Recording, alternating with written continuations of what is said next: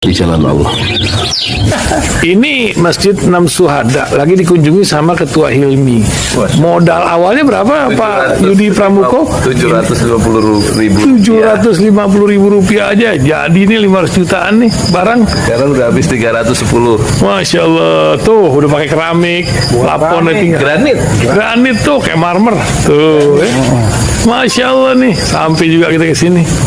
Masjid Enam Syuhada, ngapa namanya Masjid Enam Syuhada, Ya, Pak Yudi? kita mau mendokumentasikan perjuangan dakwah nama anak muda pengawal Habib Rizik Syihab itu. Masya Allah. Yang dibunuh sama orang jahat di kilometer 50. Kilometer 50 ya. Itu kan simbol memperjuangkan dakwah itu kita harus memberikan segalanya untuk Islam kan ya. Masya Allah. Dan nama anak muda itulah yang sudah memberikan segalanya untuk Islam. Masya Allah. Apa nanti nama pemuda itu ada juga di sini mungkin diterahkan? Mungkin namanya 6 syuhada. 6 syuhada ya. itu, 6 syuhada dipasang di sini, 6 syuhada. Bip Ali, apa yang dikomentarin dari ini semua, Bip Ali? Masya Allah, luar biasa. Dari uang 700.000, kalau pengen ternyata bisa. Bisa. Allah kirim. Tuh, bisa. Ya, dengan masuk satu gang kecil, tapi Bapak ini luar biasa. Kecil tuh. Masya Allah ya. Satu call aja. Masya Allah, perjuangan Pak Yudi Pramuko, YouTuber sejagat paling tua. Tertua di semesta. Tertua di semesta. Masya Allah. Tukang donat. Tukang donat. Tukang donat dari Paru. Ini saya laporkan dari lapangan ini, langsung dari Masjid Enam Syuhada. Masya Allah. Dan ini dia. Dalam lihat lah. Tuh, lihat tuh masjidnya. Tuh imamnya situ tuh. Malam-malam lagi kita. Masya Allah. Masih kurang nih. Atapnya katanya transfer aja. Masjid Enam Syuhada. Sebentar lagi selesai. Dinding lubang angin sebagian sudah terpasang. Lantai 2 dan kemudian plafon termasuk lantai bukan keramik, granit 150 dus bersama tiang-tiang yang ada 16 setinggi 4,5 meter. Kemudian finishing terakhir adalah tangga menjebol atap ya, lantai pertama untuk masuk ke lantai 2. Inilah Masjid Enam Syuhada. 2,5 tahun lalu dimulai pada 2 Agustus hari Senin 2021. Tinggal sedikit lagi insya Allah. Dan lantainya dari keramik, bukan keramik, granit sudah diresmikan lantai pertama. Nanti lantai kedua lewat sini tangganya jebol untuk masuk ke lantai 2. Inilah Masjid Enam Syuhada yang sangat megah karena dari bahan-bahan pilihan kualitas nomor 1.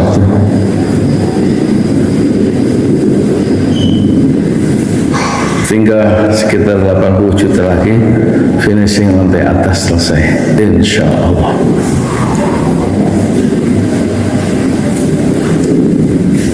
Ya, inilah Masjid Enam Syuhada yang sangat bersejarah ya dalam sejarah dakwah Indonesia modern insya Allah, karena ini dibangun dalam konteks kezaliman rejim penguasa yang sudah membunuh 6 santri dari Laskar Front Pembela Islam, dan kita abadikan pengorbanan dan perjuangan dakwah mereka sehingga kita sebut namanya Masjid Enam Syuhada. Mereka mengawal perjalanan dakwah gurunya Habib Rizik Syihab, dan mereka dicegat oleh orang-orang jahat di kilometer 50. Saya Yudi Pramuko, tukang donat dari Parung Sugar, tertua di semesta Fasmir Sabrun Jamila. Bersabarlah dengan kesabaran yang indah. Assalamualaikum warahmatullahi wabarakatuh. Assalamualaikum warahmatullahi wabarakatuh. Saya Yudi Pramuko, umur 63 tahun, YouTuber politik tertua di semesta. Saya mau bicara Anies Baswedan kalau dia nggak jadi gubernur ya. Alhamdulillah wassalatu wassalamu ala rasulillah. Moga-moga penonton sudah sholat asar ya. Ini jam 3.49 ya. Udah tutup dulu video ini, sholat dulu. Jangan sampai sholat ditunda-tunda. Kata Rasulullah, man sholal bardain dakhalal jannah. Siapa yang sholat subuh dan siapa yang sholat asar dakhalal jannah, dia pasti masuk surga ya. Jadi kalau nggak jadi gubernur nggak apa-apa, yang penting masuk surga. Ya kalau pakai jalur independen katakan udah tutup atau KTP-nya nggak bisa sampai 600.000 atau 1 juta KTP yang bisa diverifikasi, terus nggak bisa daftar jadi bakal calon gubernur Jakarta, nggak apa-apa toh, ngapa? Hidup itu tidak seperti yang kita inginkan ya, hidup tidak seperti yang kita rencanakan ya. Hidup tidak seperti yang kita bayangkan, hidup tidak seperti yang kita imajinasikan. Hidup itu seperti yang kita jalani saja, dan kita itu Allah yang ngatur hidup kita hari ini dan masa depan kita. Dulu Anies itu sebenarnya setelah jadi menteri diberhentikan sama Jokowi, dia dapat undangan dari Amerika, ya kan? Nggak niat juga jadi gubernur. Di waktu masih menteri pendidikan diundang untuk datang seminar di Amerika, terus diberhentikan ya oleh Jokowi sebagai Menteri Pendidikan Nasional ya. Terus dia bilang, ini undangannya gimana? Kata Anies, saya sudah bukan jadi menteri lagi. Kata pihak panitia di Amerika, ini cerita Anies ya, yang saya lihat di YouTube. Saya kan nggak kenal sama Anies. Ya nggak apa-apa, tetap undangan itu berlaku meskipun Anda sudah nggak jadi menteri. Itu artinya apa? Orang itu menghargai sosok Aniesnya, bukan sosok jabatannya kan. Ada nilai dalam diri Anies Baswedan itu pada level dunia. Ya nggak? Terus saat mau berangkat ke Amerika bersama istrinya itu, ya dengan izin Allah nggak bisa berangkat karena Allah kirimkan nyamuk malaria, demam DBD ya. Jadi stamina tubuhnya drop dan kata dokter nggak boleh melakukan perjalanan jauh, padahal sudah mau berangkat ke Amerika. Apa yang terjadi? Hanya dengan sebab nyamuk itu, kemudian 1-2 hari orang mendorong dia mencalonkan diri jadi gubernur DKI, dan jadi gubernur akhirnya gara-gara nyamuk, kira-kira begitu ya, nggak jadi berangkat. Kan itu berarti masa depan itu ada yang ngatur ya. Ya mungkin banyak kejadian-kejadian kalau kita hadapi, kalau kita alami dalam hidup, buat penonton-penonton terutama yang sudah senior nih, hidup itu ternyata ada yang ngatur. Siapa ya? Allah itu.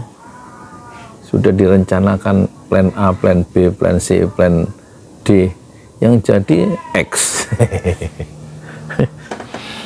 Anak mau ayahnya mau kita, dia ke utara, nggak taunya anak jalan ke selatan gitu. Ya, pendamping hidup kita inginkan dia berjalan ke kiblat, ke barat, nggak taunya dia muter-muter ke timur. Ya itulah hidup. Meski banyak hal-hal yang ganjil dalam hidup ini, tapi meskipun banyak yang ganjil yang tidak kita mengerti, hidup harus diteruskan.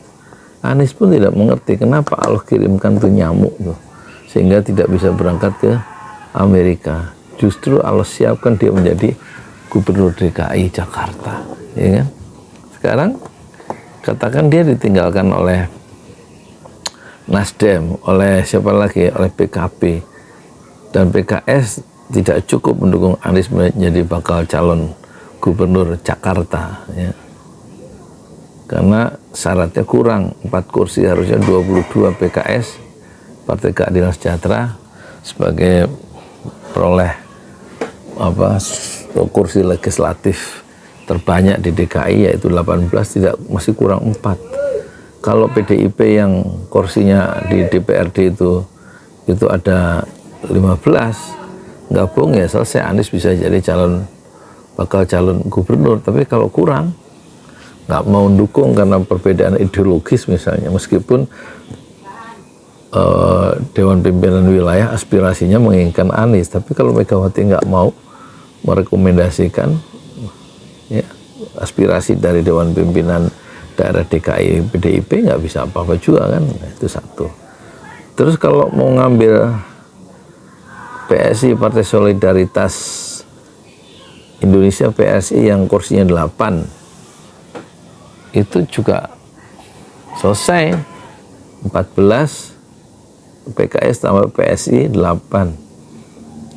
PKS 18 tambah 8, 26, melampaui 22.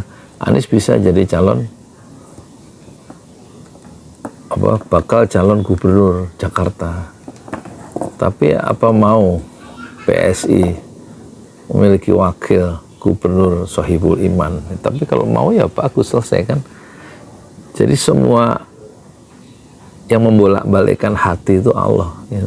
Menurut kita itu secara ideologis nggak mungkin, tapi kalau Allah membolak-balikkan hati bisa terjadi, ya kan? Jadi kalau nggak jadi gubernur pun nggak apa-apa, masih banyak yang bisa dikerjakan dalam hidup yang memang cuma sedetik ini kan. Ya kalau Allah izinkan jadi gubernur, jadi dengan cara yang kita nggak duga. Di dalam surat Al-Imran itu yang memberikan kuasaan itu Allah. Ya kalau Gerindra merasa Anies jadi gubernur karena peran dari mesin partai Gerindra yang mendukung Anies waktu dia melawan Ahok di gubernur DKI tempo hari 2019. Tapi orang melihat, punya pandangan lain. Kalau nggak ada Habib Rizik yang melakukan kampanye total-totalan di DKI melawan Ahok, tentu Anies nggak bisa juga jadi gubernur DKI karena faktor Habib Rizik. Tapi partai lain merasa kalau nggak ada PKS, mesin partai PKS nggak jalan di DKI, ya nggak bisa juga Anies jadi gubernur.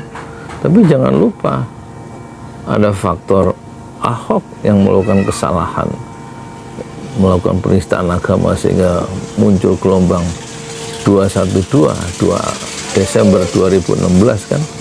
Faktor itu juga harus dilihat, variabel itu. Tapi jangan lupa ada faktor nyamuk tadi.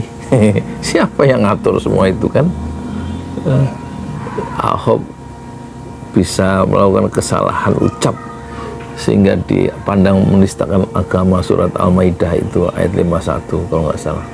Itu siapa yang merekayasa itu? Ya Allah juga. Terus yang mengirimkan virus demam berdarah ke Anies sehingga tidak jadi ke Amerika itu siapa? Ya Allah juga ya. Jadi nggak ada faktor tunggal, semuanya itu takdir Allah berlaku, kita hanya menerima. Ya, kita lihat masih ada beberapa hari lagi untuk pendaftaran bakal calon gubernur, bukan DKI tapi gubernur Jakarta, ya kan?